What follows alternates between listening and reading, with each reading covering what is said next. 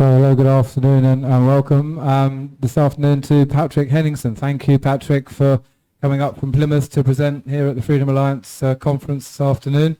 Patrick's a gentleman, another person for whom I have a huge respect. He's an accomplished international journalist, a regular presenter on UK Column. He runs his own 21st Century Wire website, does a lot of podcasts and blogs, and is a very committed activist. Used to present on Russia Today, but that's not so popular these days. So you're going to talk this afternoon of the return of geopolitics. So, welcome, Patrick Henningsen, and thank you very much for coming today and giving your presentation. I'll let you proceed. Thank you, Patrick. Thank you. Thank you, Stephen, also for hosting this event. And we're going to shift gears right now. We're going to pivot into a different area, although somewhat related with some overlap from the previous presentation from Sandy Adams. And the theme of this talk is the return of geopolitics. And why is it the return of geopolitics? What does this concept mean? Because for the last few years, we have felt, certainly we've all felt through the so-called global pandemic era, that there were new forces at play, that there are new forces that were shaping world events, but also shaping national events and shaping our lives on a day-to-day basis. Nobody can argue that that was the case, certainly from the spring of 2020.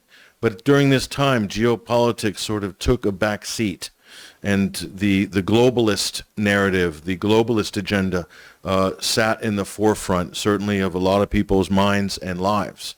And it seemed like there was a new force, there was a new power that was driving events, that was driving things that were happening in the world and transitions from one world order to another world order.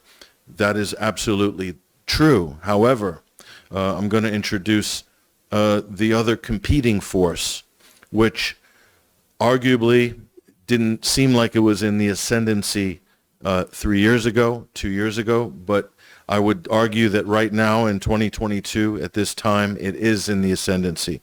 So I'm going to explain how this works. And of course, these are things that affect all of us on a day-to-day basis. We're talking about energy. We're talking about the price of basic goods and services.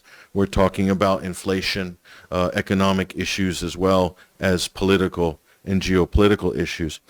So firstly, so this is where we are. Or moreover, this is where we were.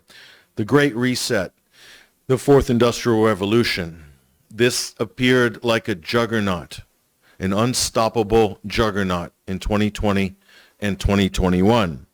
And of course, that's because we felt it. We were all locked down. We were potentially being forced to take vaccines in order to participate in life, in order to work, to travel. Borders were closed. These were all sort of things that everybody was coming to grips with and faced with in our individual lives and in our different countries. This was clearly a global agenda, no doubt about this, and was a globalist agenda as well. So where is it now? And where is it now? Certainly there's an argument that the deindustrialization of Europe and the West began with the so-called global pandemic, with the COVID era, as people are now calling it. Some people are still stuck in the COVID era today, but not as much as in 2020 and 2021. We're in a respite period right now that could change going into the winter.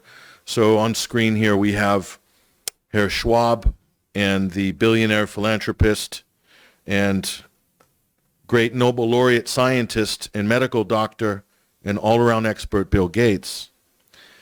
And they're definitely riding point and very successfully in the last couple of years. And we're not going to argue that a lot of damage has been done as a result of that, certainly to people's health, as a result of pushing this aggressive agenda.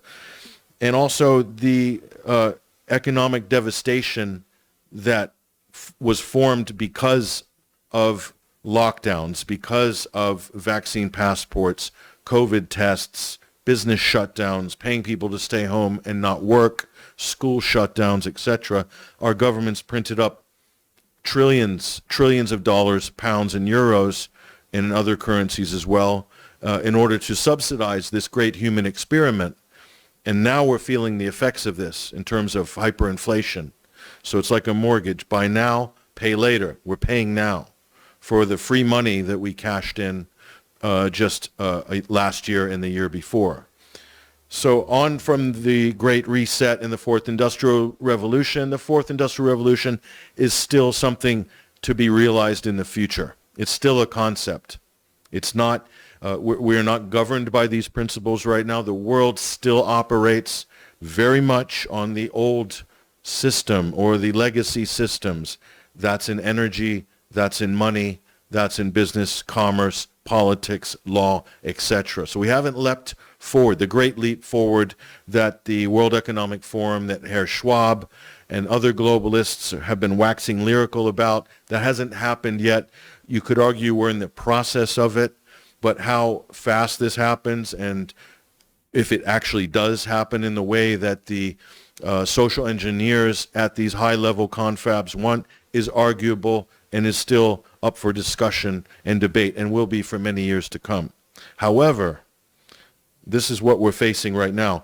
Is the question for today, so you could say this is our research question if we're talking in academic language, is the Great Reset driving geopolitics, or is geopolitics driving the Great Reset?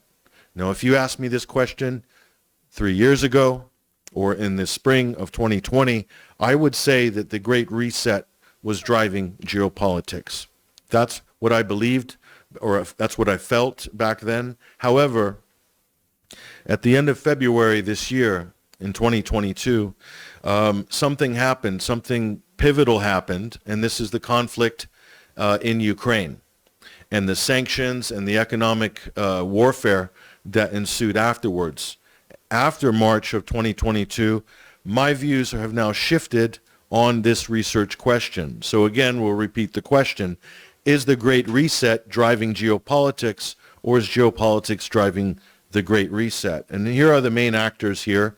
In terms of global geopolitics, of course, we have China and we have other major superpowers. But really, when it comes to NATO, we're talking about the United States and Britain, plus other member states that are really just hangers-on. NATO is a U.S. and British project. It's controlled, it's run, it's funded, it's influenced mainly by these two countries and mainly by the United States in terms of total budget and leverage that the U.S. has. So, you know, Britain's the brains, America's the muscle, if you want to put it in sort of tag team wrestling terms. So, and here's Klaus Schwab representing the globalist, the Fourth Industrial Revolution, the new technocracy movement based in Davos in Switzerland, but the World Economic Forum's tentacles are global and they reach every single government and ministry in a lot of the major G7 countries especially. So the question is, which one of these is pushing and which one of these is pulling? Who's following right now? Who's leading? That's the question that we're going to try to figure out today. And so this also brings up the question of nationalism versus globalism. When I say nationalism, I'm not talking about far right-wing nationalism. I'm talking about the nation state being the primary central actor in international relations versus globalism, which is a type, you could say a type of an aspirational ideology or movement that sees a global government in the future, that sees countries that are nested below a global government structure. Okay, the European Union being a kind of embryonic experiment or version of that. So these are the really interesting questions that this question that we posed brings up and discussion points. And so we move on. And so no one can argue what was said here by Schwab. The pandemic represents a rare but narrow window of opportunity to reflect, reimagine, and reset our world. So according to his cadre, that was the opportunity. We must take the opportunity, says Klaus Schwab. However, where does this actually stand in terms of what's really driving global events and what's really driving our economic fortunes right now today in 2022. And that is perhaps a whole different set of factors. So when we're talking about these sort of things, we're talking about perception management. We're talking about information warfare. These are all practices that governments engage in and have done, intelligence services and the mainstream media. There's a lot of overlap between those institutions. And so a lot of the terms that we use have been fed to us, and we use those as frames of reference to try to understand and categorize and put the world to rights, as it were. So on screen now, I'll point to this article which I published in June of 2021 for New Dawn magazine, a great publication out of Australia, one of the last great international alternative magazine publications. So welcome to life inside a new world order. And in this article, I put forward the argument that during the pandemic, closing borders, separating essential from non-essential, command and control economic overhaul of the national economies. These are things that happen during war. These aren't things that happen during peacetime. And the only way you could achieve these things is previously in history was through war. But these things were achieved by governments and internationally, by the G7s of the world, by the United Nations member states, without the war. So the pandemic achieved the wartime restructuring of national and international regions without having to go to war. And that would be life inside a new world order. We're in the new world order without, for instance, World War II and the post-World War II global liberal internationalist order, which is arguably U.S.-led, British-led, European-led. That's arguably what the system was in the aftermath of the Second World War, after 1946, which we'll get into in a minute. Okay, but we have this potential new world order starting or being put into motion, but without a shooting war. This is unprecedented. And I'll argue that this was one of the objectives of the sort of COVID hysteria and the global pandemic, the vaccine rollout, and all the rest of it. Okay, so we're decoupling. You hear the term decoupling from China, deglobalization. These are really important terms, and people are using them really casually now if you listen to media. What does that mean? What decoupling from globalization? Globalization is the global economic free trade and comparative advantage with labor markets using China as a sweatshop for Western corporations, etc. That's globalization, different from globalism. When we talk about globalism, we're talking about global government, those who aspire for globalist institutions, like the World Economic Forum is a good example of a globalist hub. So let's look at how the war has shaped up here. And on screen now, it's Ukraine and NATO versus Russia. That's basically what this conflict is. It's a proxy war against Russia, but what is the objective of this? And so here's Zelensky. This is the sort of avatar of Ukraine. He's being fashioned as a kind of global leader. He's definitely a product of the WEF. Certainly he was very active under Schwab's stable before the war started.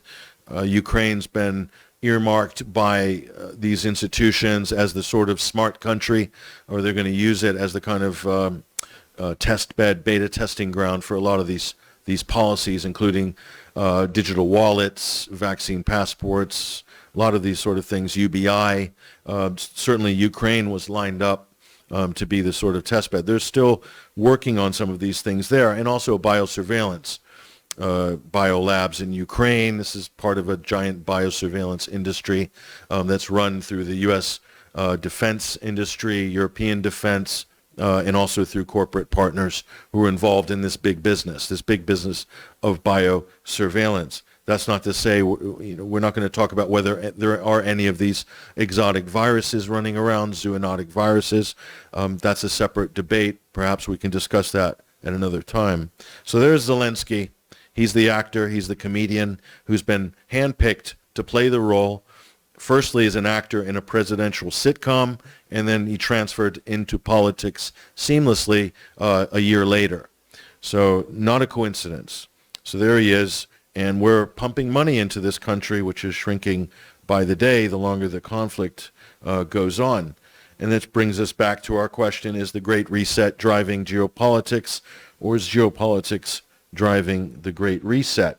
So let's look back at World War II. What's this?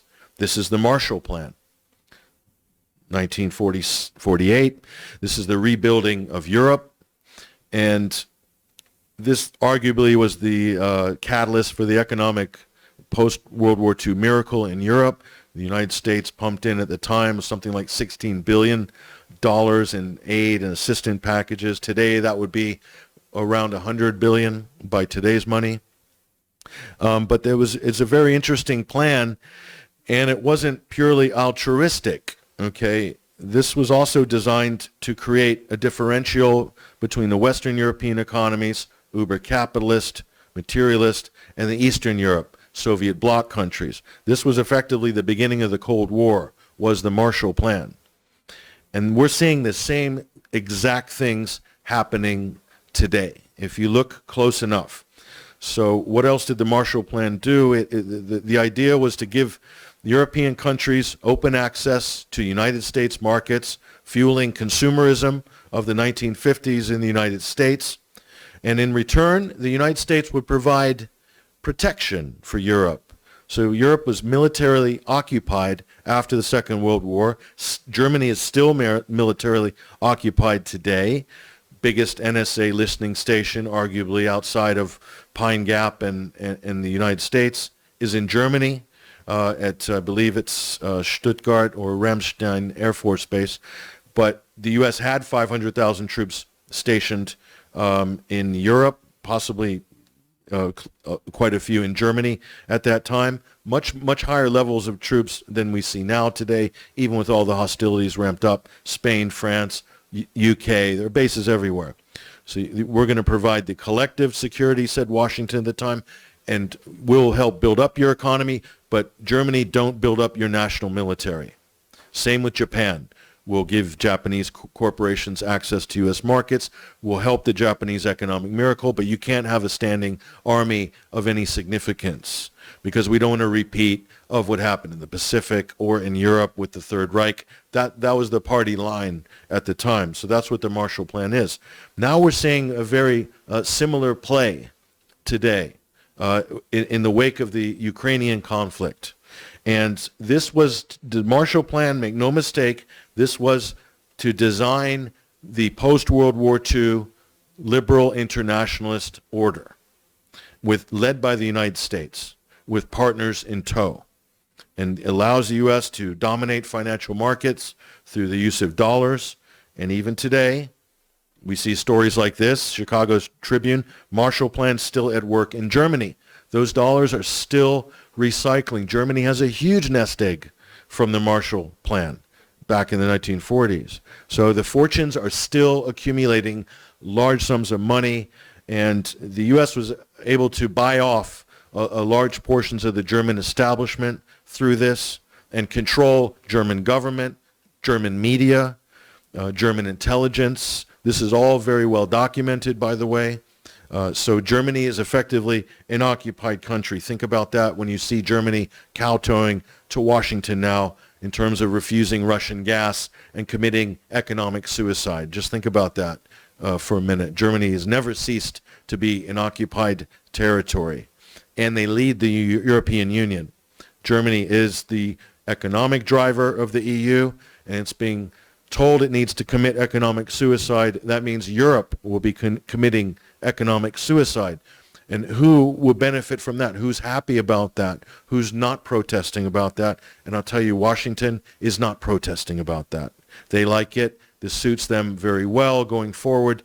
And Britain is not protesting very much about that.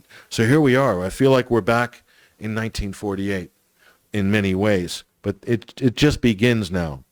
So here's the European confab. I believe this was a meeting just a couple of months ago in Switzerland where all these European countries got together to divide up Ukraine. So each of these countries, Canada's got a piece, Germany's got a piece, Italy's got a piece, France has got a piece. France wants Odessa, and Switzerland, they're going to split Odessa. Ireland has even got a piece here. They want, looks like part of Mariupol or something like this in the Donbass. So all these European countries, United States, Turkey as well, Norway, they're even in there. So they're figuring out how they're going to divide up and carve up Ukraine after the war, after Ukraine wins the war.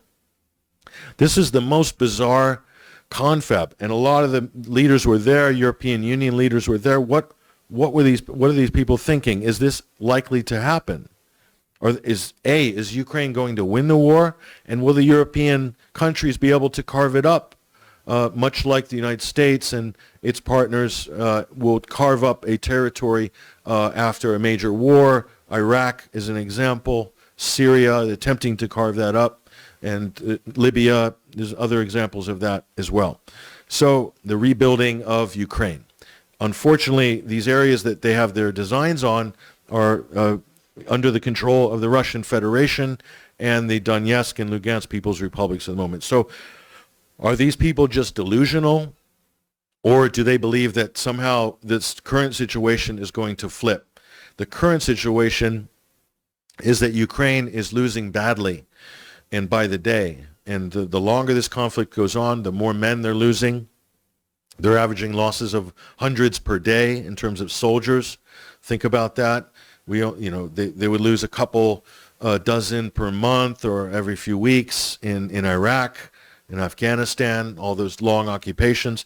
Ukraine are racking up numbers that will very soon compete with U.S. losses in Vietnam that were over a 10-year period, 56,000 U.S. servicemen lost in combat. Ukraine are going to be pushing towards those totals by September, by many people's estimation. They're not keeping count. It's not public. They don't want to hurt morale, and so they're just avoiding the topic altogether.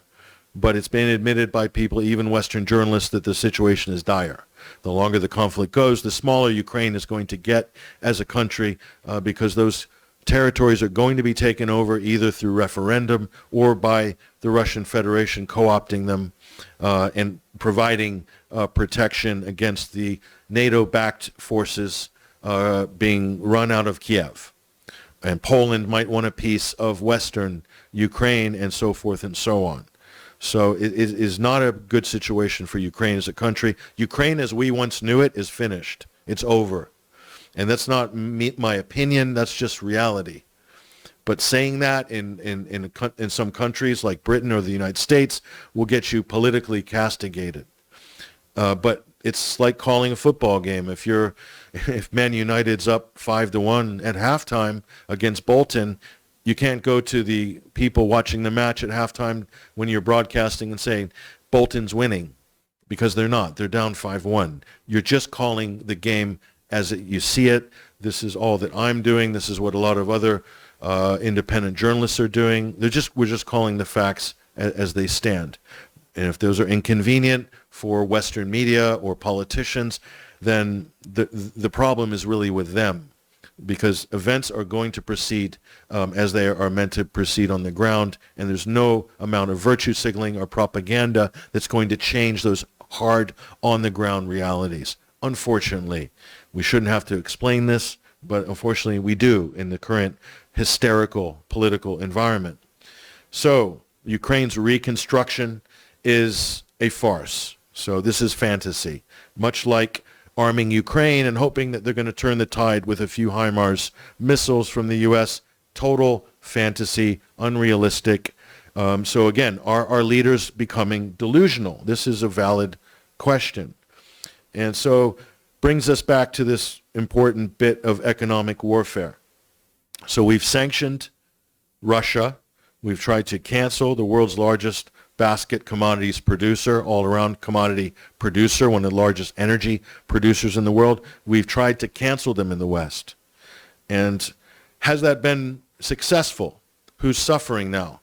Well, it's arguable that Russia is not suffering a great deal because of the sanctions, but we in the West are suffering badly.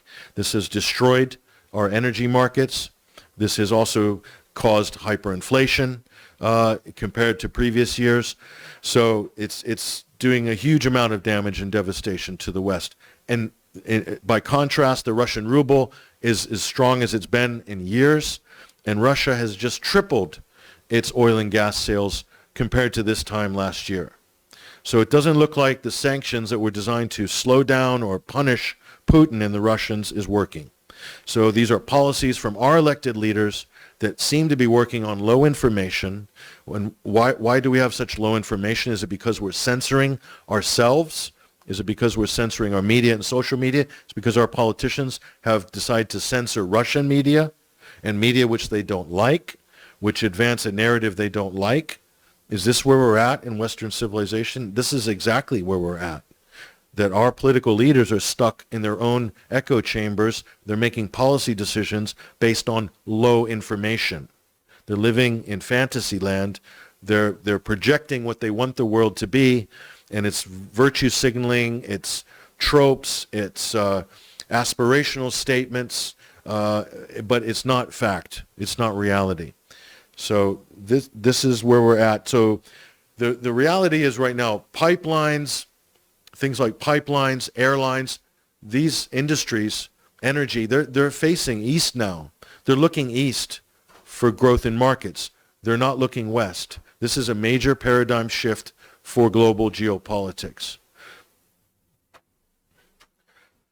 So take a look at these pipelines. Look at how many pipelines feed into Europe, mostly from Russia. You've heard of the Nord Stream 1 and 2, but you've also got the Yamal pipeline and these others that are essential for Northern Europe to be viable as the economic powerhouse and political influential bodies that they're used to being. But do you see any of these pipelines going east? Do you see any energy being produced in Europe? You don't see much outside of Norway. It's scant. It's very little. So Europe, as a world power, is totally dependent on external energy. And countries within Europe are totally dependent on other European countries, like the UK is dependent on countries like France. EDF is completely state-owned now. French state-owned power company, the biggest power company in Britain. What happened to Brexit? What was Brexit all about? Brexit was a farce, because if you don't control your own energy, you are not sovereign. So the sovereignty argument with Brexit was a thin pseudo-argument. That's what our politicians and people like Boris Johnson rode that wave for years and into power and into infamy. But what does it really mean? So this map is incredible. This tells you all you need to know. So the Europeans, the Westerners, with the U.S. pushing them, have wanted to cancel the flow of pipelines going east. So Russia's just building them further east to service China. And they're getting more business. They're doing more volume to India, to China. So we're paying 4 times as much for our energy in order to virtuously wave the Ukrainian flag and tell ourselves that we're better because we oppose Putin, even though we're ignoring the whole context of the Ukrainian-Russian conflict, which started in reality 8 years ago, a vicious, violent civil war backed by the U.S. and NATO. That's the fact. But we're meant to just don't look at that.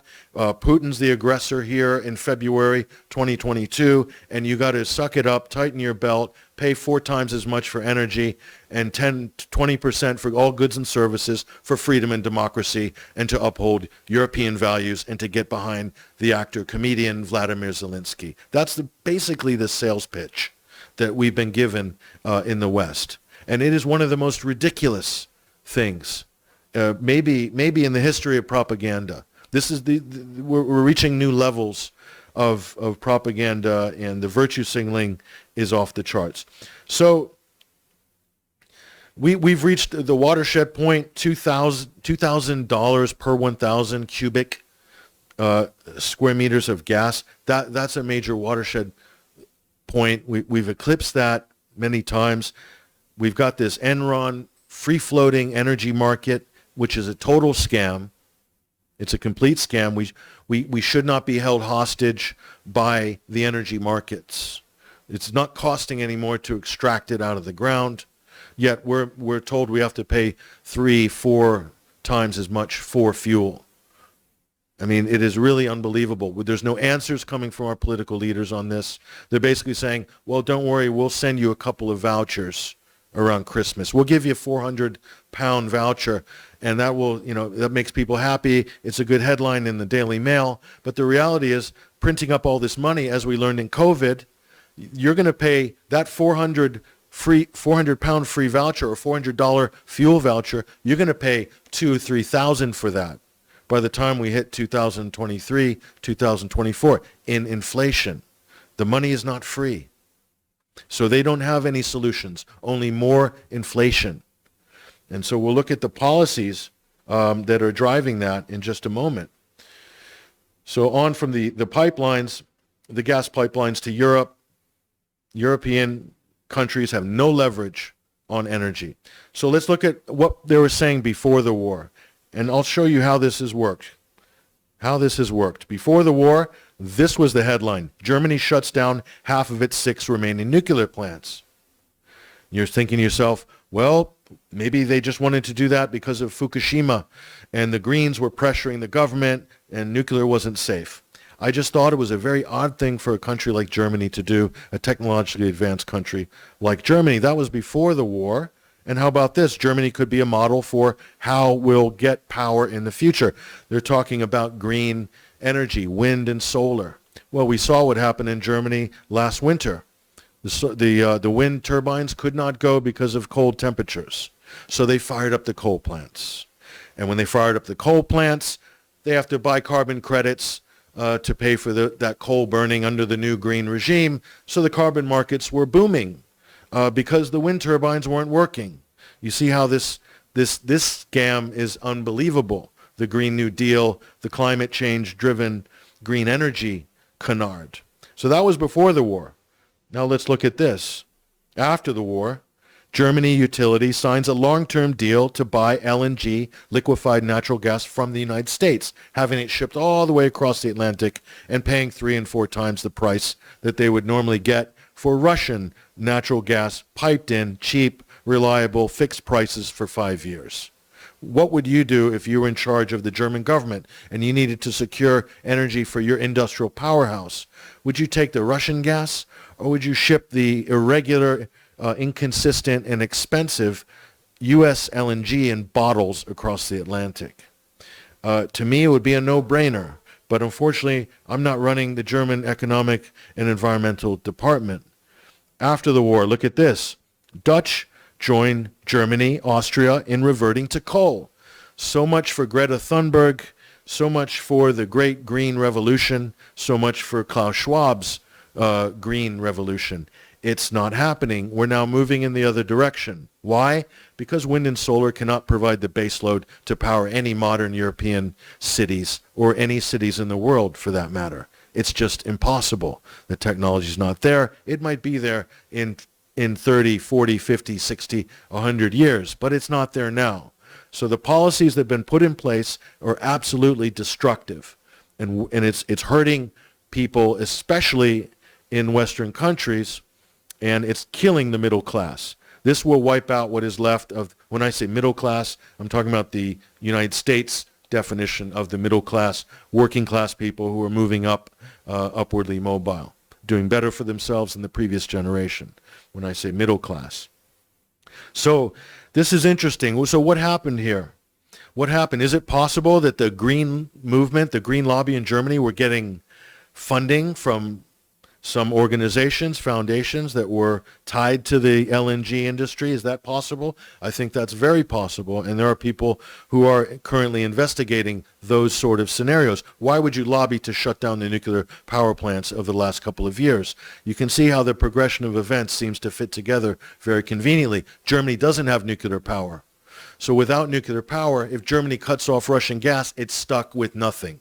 It has no choice but to go to look west for LNG, or from Qatar Or I'll show you who else is in the LNG business. So isn't this interesting? Sanction Russia, cut off the gas. This is what Washington's saying, and Washington is making money hand over fist with natural gas. It's booming in America. They're fracking everything in America. It's set to have record growth to 2050 if the current policies stay in place. This seems a little bit interesting and not a coincidence, I would say. Look at this. U.S. natural gas prices to spike as exports boom. Think about who's pushing Germany to shut down Russian gas. It's not in Germany's interests. Washington's doing it. They're strong-arming all of these European countries. And Britain is interesting. So the money is incredible. The money's incredible. Look at this. UK ramps up gas and oil exports to EU amid Russia war in Ukraine. So the middlemen in Britain getting the LNG from Qatar, processing it in Croydon or wherever, shipping it in by pipeline under the English Channel to Belgium and Netherlands. That's a nice little trade, and they're making absolute bank right now doing this. So Britain and the U.S. have done very well, and they're the leading cheerleaders to push Europe to cut off all economic ties and get any energy from Russia. Isn't that interesting how that works out? And Britain can get its other energy allotments from the United States, I'm sure, probably at a fair price. Again, more money. So this is, what do you call this but a protection racket? This is a protection racket. We ran a protection racket with Saudi Arabia. You buy our weapons and our jets, and we'll protect you from the Iranians or whoever. We'll keep you in power. It's an old protection racket. Right now, there's a new protection racket which is being run, and NATO, the United States, led by the U.S. and Britain, are running a global protection racket.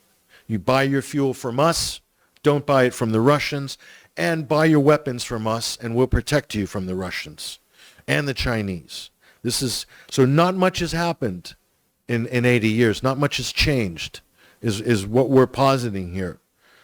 So this is a protection racket, a good old-fashioned Sopranos geopolitical protection racket. So understand, when we talked about the initial question here, is the Great Reset driving geopolitics, or is geopolitics driving the Great Reset? Understand that the green mask that has been used to cut fossil fuel investment in gas terminals, converting oil to gas. Nobody's investing in this because government policy in the West has been pulling back from that, pushing all this green energy with subsidies, which we're paying for, which is causing also inflation in our fuel. Okay, all that's been going on in the last 10 years. And all of a sudden, this war happens. Russia, some would argue, was baited into this war. They had no choice but to intervene. And the usual suspects were positioned very well to benefit, to profit, and to control markets in the aftermath of this. So the green mask, below the green mask, are real geopolitical tectonic plates, the same tectonic plates that drove the world order post-World War II, and before that, you could argue, post-World War I. So as much as things appear to have changed with the Schwabs and the World Economic Forums of the world, the other old order powers are still very much in play and very much manipulating global events.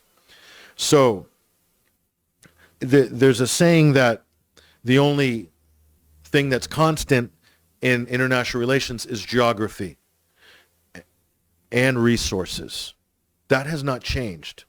So people who are on the progressive left, the Greens, they're in another world. They're fantasizing about smart cities, windmills, and solar panels.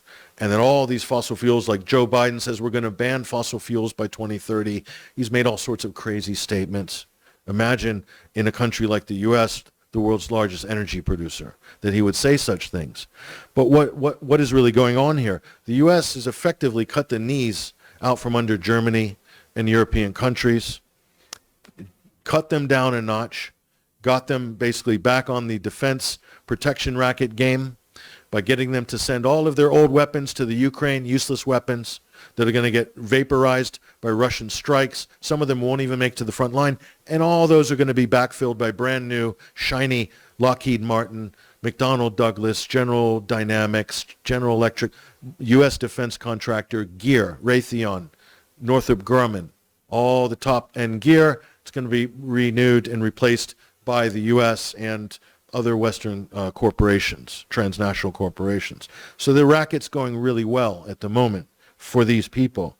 So peak oil, peak food, global warming, depopulation, overpopulation, all these things. These are, well, we'll get to that in a minute. So here's NATO. So NATO is running the protection racket. You can see NATO, they're in the blue, the rest of the world is not. NATO allows the U.S. to basically slide itself into the European glove and control European affairs. That's what NATO was designed for. This is what its function is. It's an international protection racket to control and open up markets for certain transnational corporations. The same is true today.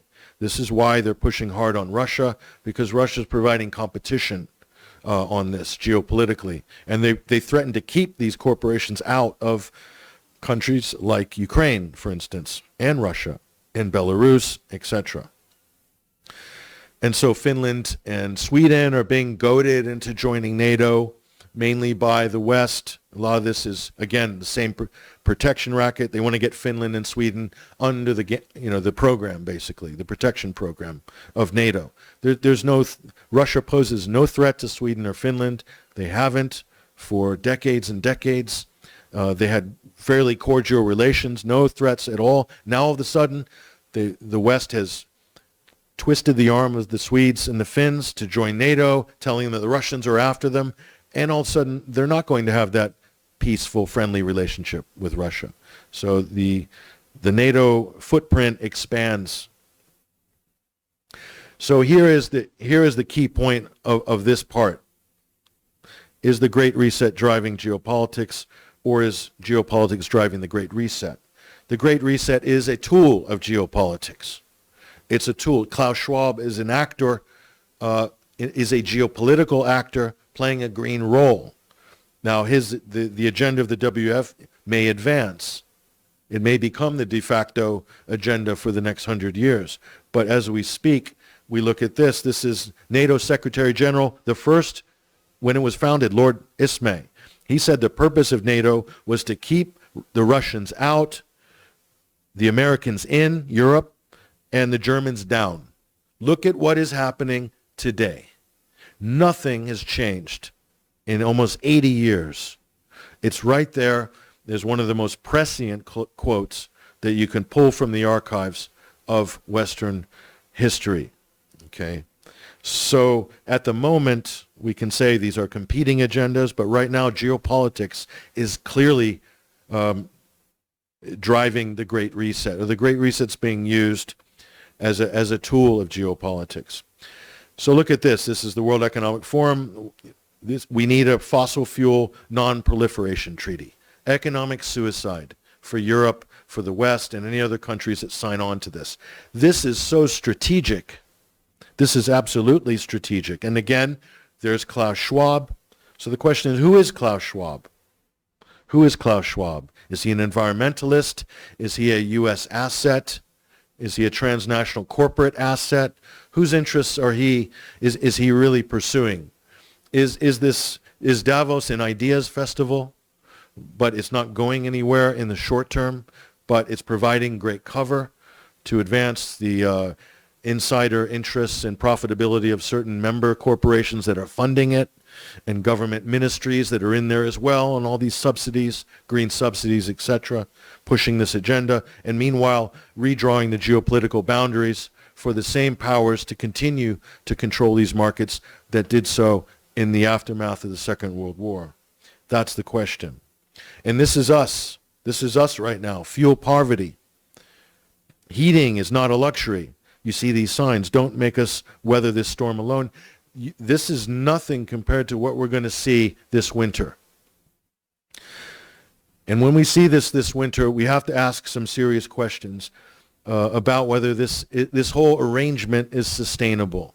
The current arrangement with people, with government, with free-floating energy markets, is it sustainable? The government should be asking themselves these questions right now. What are they going to do if it's not sustainable? People have no choice as far as what they want to do. So, back to this, the noble lie. This is an important concept. This goes back to Socrates and Plato. The noble lie is a lie that the elites will tell the people. This is in Socrates' dialogue on the metals, on the division of society. Noble lies are necessary for people so that they feel more happy with their station in life. This is how you maintain order, according to Plato in the Republic. Okay, the noble lie is very much an active concept today. Let's look at some of the noble lies. So we're told that this economic calamity that we're facing is because of Putin. It's Putin's price hike, it's Russia's fault, and it's COVID's fault. It's the virus. We had no control over it. We had to print up those trillions of dollars and pounds and euros to save us from the virus because people couldn't go to work. We need to lock down. The reality is hyperinflation is because of sanctions by the West, lockdowns by our governments, and net zero green policies, suicidal policies. These are all policies deliberately implemented by our elected leaders. These cause inflation. These are causing our fuel bills to skyrocket. It's not COVID. It's not a virus. It's not a microscopic nucleotide. Okay? It's not Vladimir Putin sitting there like Goldfinger stroking his cat. Okay? That's not how these things happen. We create this. Our countries, our governments, our policymakers, the heads of our ministries, they've done it. There's nothing to do with us. It's certainly not the people's fault. These are policy decisions, and they are intentional. They have an intentional effect as well. But the scapegoats are legion. We all know the scapegoats by now. So here's an important voice, Bjorn Lomborg. He's an environmentalist. He's from Denmark. And he says, look, this is suicide. You can't spend billions and billions of dollars today to fight climate change when it's not a significant threat to life on Earth. He said a significant threat will be to destroy our economy, to deindustrialize, and then we will not have the resources in the future to do things like build levees or to fortify countries, or like the Netherlands, for instance, against flooding in the future. Whether you believe in global warming or not, or climate change, he's saying that economic suicide is not the way to go. This is a reasonable argument. Environmentalists can get on board with this. So fuel price spikes are causing pain, but little climate payoff, says the New York Post. Of course, they're not going to change the temperature of the planet in the future. Again, even if you believe in global warming or man-made global warming or not, none of these policies will have any effect at all on the temperature of the planet. They have no proven effect. There's no one who can show that they will have an effect, but yet we're all meant to basically sacrifice and destroy our own economies, and in some cases societies and whole industries, in order to make way for potentially lowering the Earth's temperature, which there is no empirical evidence. No one can come up with any even modeling that says that that's even possible. So terrorism, throughout history, people have been frog-marched in fear. It was terrorism 20 years ago. It was climate in the mid-2000s. Then it was COVID and viruses in 2020. And today in 2022, it's Russia and China. Okay, our governments are in crisis mode. They have a crisis-based economic opportunities that they create through policies, and we have to just go along with it, pay extra, go through the scanner, dump out our liquids before we get on airplanes, even though the specter of Islamic terror is so far in the rearview mirror, it's ridiculous. All these policies have not gone away. The COVID policies will not go away. Neither are the economies and the enterprise zones created around these fake crises. Okay, we just keep coming with new crises, and they monetize it, and we pay for it. And the next one will come next year or the year after, whatever it is, or rebooting some of the old ones. This is the basic system that unfortunately we have to endure in order to allow our leaders to stay in power. And the other one is depopulation. This is a great book by Daryl Bricker and John Ibbotson, two Canadian authors, I believe. It's called Empty Planet: The Shock of Global Population Decline. Birth rates are not eclipsing death rates. Not in Europe, not in North America, not in India, not in China. We are reaching peak global population, and according to this great statistical analysis in this book and other similar analysis that you can get even from official records, that once we eclipse the bell curve of 9 billion or something around there in the next 10, 15 years, we're going to have a gradual decline globally. So the whole World Economic Forum, climate change hysteria, the underpinning ideology of the Rockefellers, of globalists, of all these foundations is that there's too many people on the planet and we need to implement climate change policies and carbon neutral policies in order to save energy because the planet's warming up because there's too many people, there's too much methane, too many people eating meat, etc. It's endless. It's all based on the theory of overpopulation, which has been proven, and peak food and peak oil. And this has been demonstrably proven to be false time and time again. And now we can see the declining birth rates, especially in the West. So that is something that we should be concerned about. It's not even something to celebrate, because with population decline comes some serious, fundamental, structural problems in politics, in economics, in how societies are organized, in education, in civic government, all sorts of things, land, ownership, law. We have to, the sooner we come to grips with these, the reality, and not entertaining these fantasies, globalist fantasies and narratives, then the sooner we're going to be on the road to recovery from some of these problems. These are serious problems. And so what is happening with our government? How come our politicians are not talking about these things? How come they're virtue signaling instead? How come they're deflecting to other non-issues? How come they're putting up narratives that aren't connected to reality? Well, this is a great book by Ignacio Ramone. It's The Tyranny of Communication. At some point in recent decades, policy has been replaced by communications.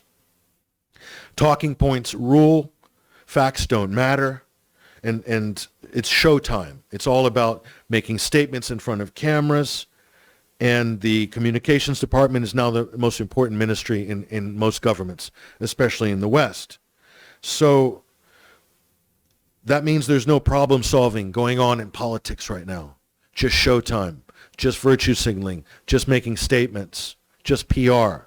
That's what's happening in politics, especially in Western countries, especially in G7 countries.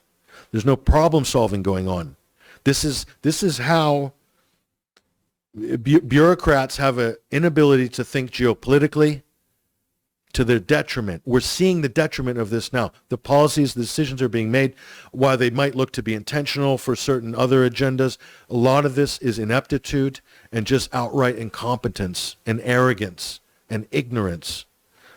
There are people challenging for the leadership of certain countries that don't even know the basic geography of their so-called sworn enemies. Russia, for instance. So this is late-stage empire. This is how civilizations fall. This is how dominant civilizations and empires fall, from within, not from without.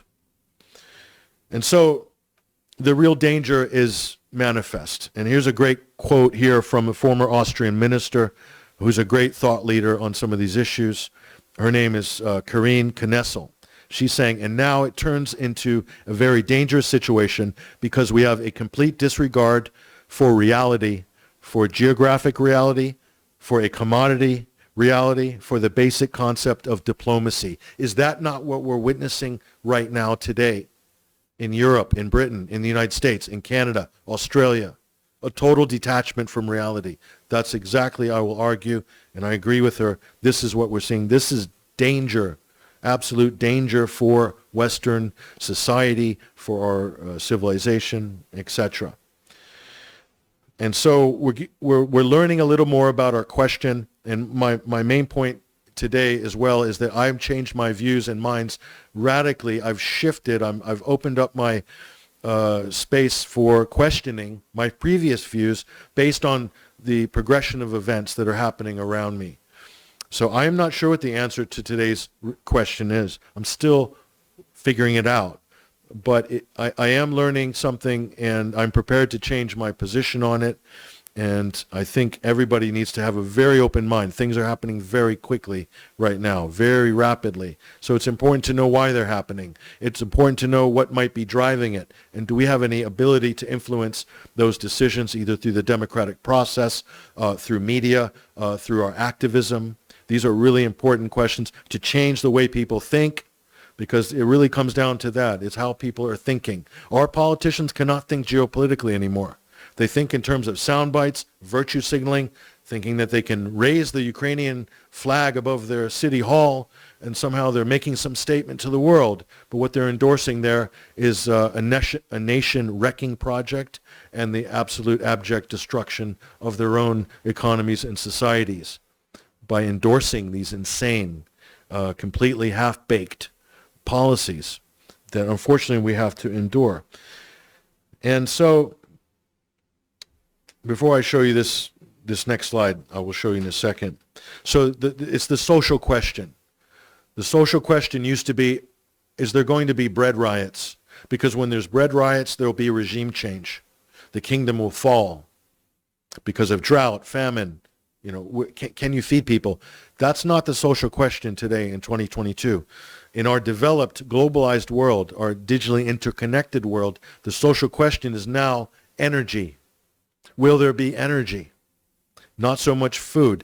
We produce currently on this planet much more food than can be consumed. Although there are a lot of people that are going hungry every day, the potential for food production is massive.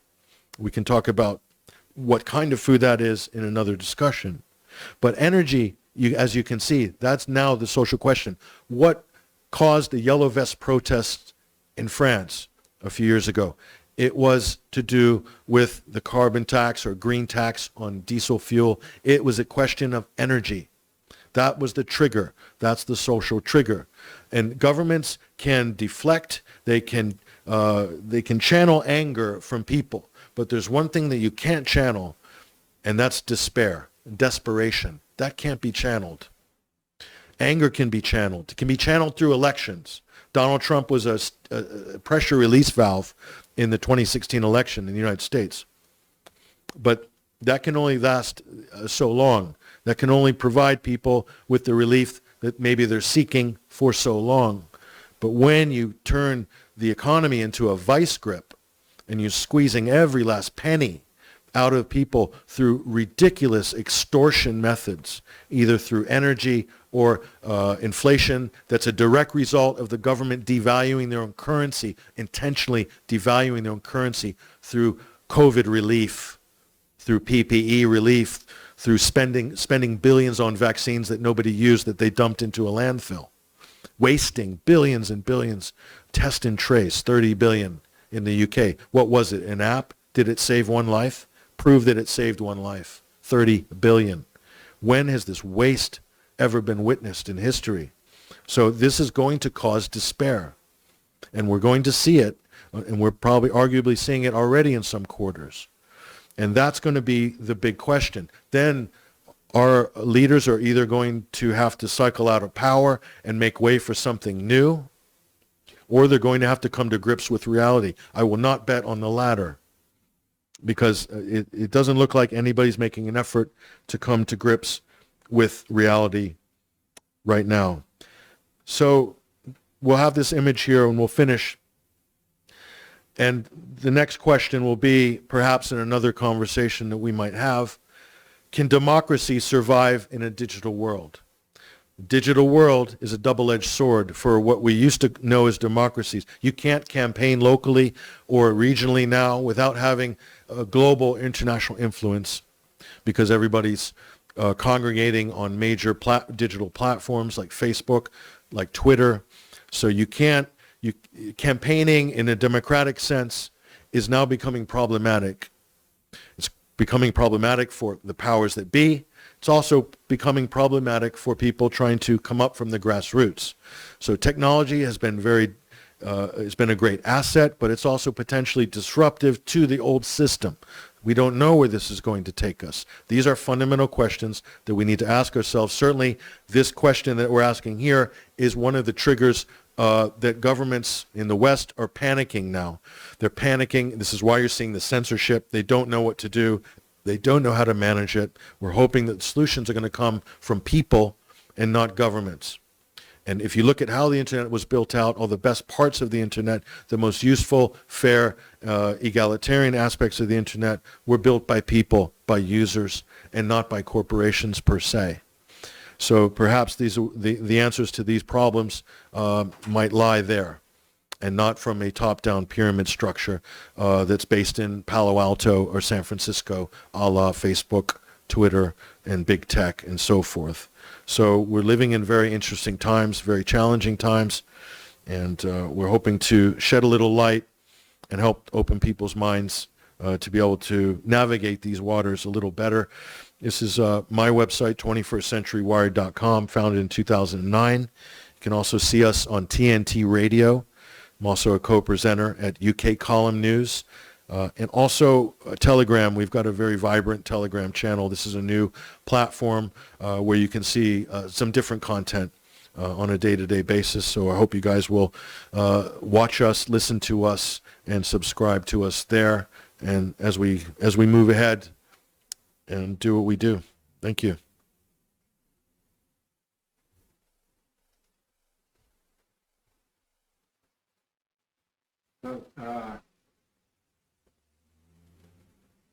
Patrick Henningsen, thank you very much for your, Patrick, thank you very much for your presentation. That's very comprehensive.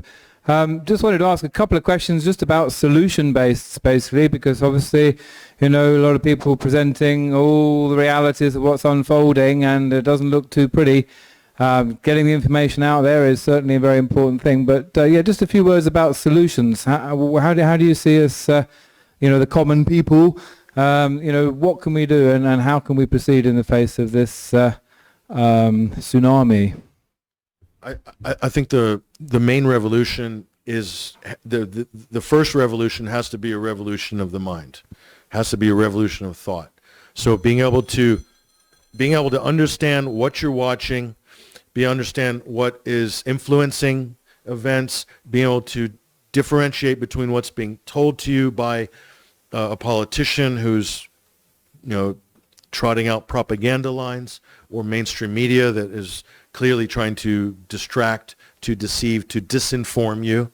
That's the great first step. And to educate ourselves, to read more, to discuss more, to attend more forums, to open up the discussion rather than closing it down. Because right now, governments in the West are closing down discussions.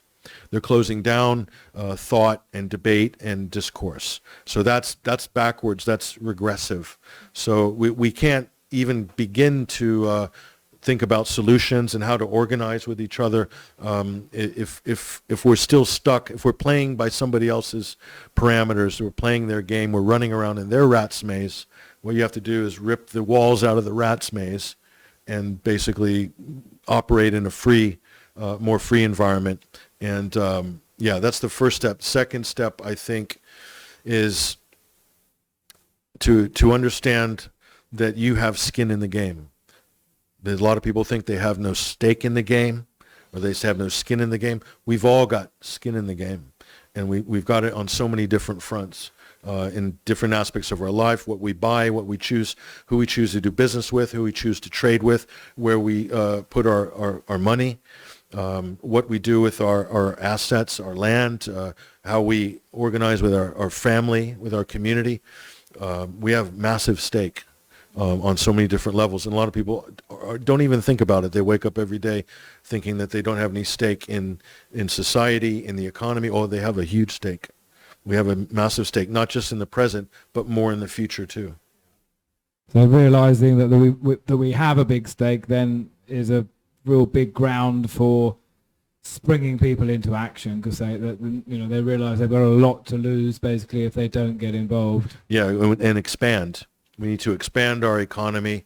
We need to expand our communities, and what we're doing needs to grow. And so, take the limitations off. Think big. There's some people doing some exciting stuff. especially in this part of the world. And it would be nice to see that expand and to do more of it. And there's huge opportunities locally, regionally, nationally, globally, massive opportunities. It's just a question of being able to see it and then, go for it. Awesome. Thank you very much, Patrick Henningsen. Thank you very much. Much appreciated. Thank you.